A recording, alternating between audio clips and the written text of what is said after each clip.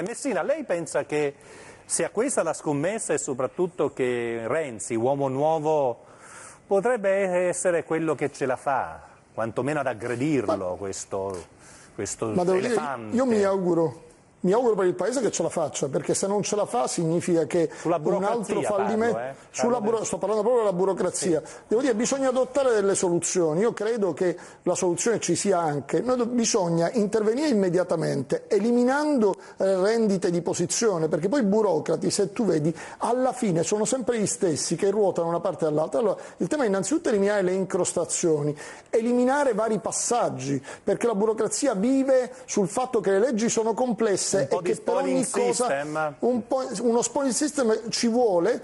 Io andrei a fare ruotare tutti i massimi dirigenti e gli direi: ragazzi, da domani si gioca una nuova partita, vediamo chi è più bravo a giocarla, e puntare sui meriti di ognuno, mentre qui si punta a rendite di posizione dove chiaramente chi arriva è l'ospite, non è quello che deve indirizzare. Il problema serio è sempre questo, a qualsiasi livello istituzionale: da una parte la politica che dovrebbe indirizzare e la burocrazia, intesa in senso buono, i dirigenti che dovrebbero attuare quella linea politica. Quello che accade invece è l'esatto contrario: ti trovi spesso i burocrati che ti trovano le ragioni per non farti andare avanti in politica. Questo è allora il coraggio è lì, ecco, Renzi lì dovrà dimostrare di venire da Firenze, nel senso dovrà dimostrare di non avere legami romani, perché se ha legami romani e rimane imbrigliato appena esce non riesce a fare più nulla, perché viene bloccato. Burocrati, sta arrivando Renzi. Ma io mi auguro che sia così per i cittadini che non ce la fanno più, perché quando un cittadino si avvicina a un ministero e solo per essere ricevuto deve aspettare mesi,